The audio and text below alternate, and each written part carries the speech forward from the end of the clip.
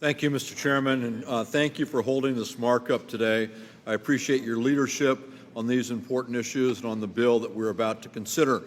For too long, the committee has left taxpayers in the lurch with respect to temporary tax provisions. The Taxpayer Certainty and Disaster Tax Relief Act of 2019 improves confidence in our tax system by extending prospectively expired and expiring tax provisions through 2020. This is the first time in 10 years that the committee has marked up a prospective extension of these provisions. Responsible action on expired and expiring tax provisions is all the more important when it comes to survivors of natural disasters. For too many years, our fellow Americans, after experiencing what for many is the worst day of their lives, face the uncertainty of whether or not the federal government is going to provide them with the tax relief that the Congress has selectively provided before. The provisions in this bill enjoy strong bipartisan support. Ranking Member Brady attempted to extend many of these already expired provisions during last year's lame duck session.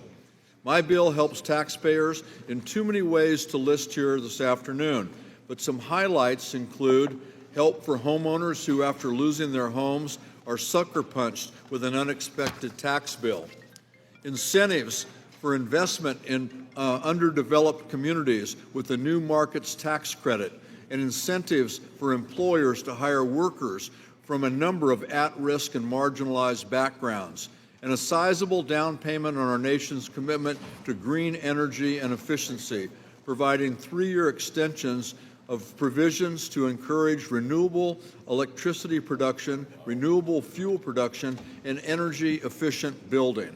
There are 10 green energy and energy efficiency bills in this piece of legislation.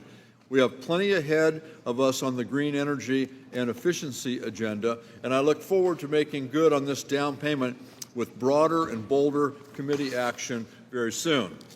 Finally, and in my opinion most important, the bill makes great strides towards providing comprehensive, reliable tax relief for survivors of natural disasters. Unlike previous tax packages, which were specified by disaster designation, my bill provides tax relief for all disasters that have occurred between January 1, 2018 through 30 days following the date of enactment of this legislation.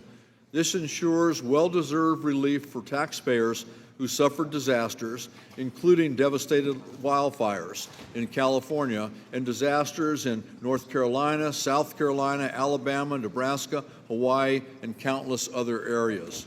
Republicans and Democrats can agree that we should not be picking winners and losers when it comes to coping with the worst day of your life: loss of life, loss of property, and loss of dignity.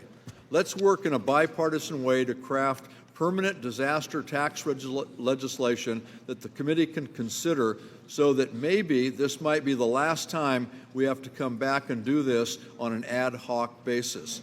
The bill responsibly offsets the cost of the expiring provisions by including a 3-year acceleration of the expiration of the Tax Cuts and Jobs Act's massive tax cut for the wealthiest estates in America. Our country suffers when we reward wealth over work. It's my long-standing priority that working family farms and small businesses do not face undue burden under our nation's wealth transfer tax system, and we crafted this bill with this commitment in mind. I encourage all of you to vote for this package, and I yield back the balance of my time.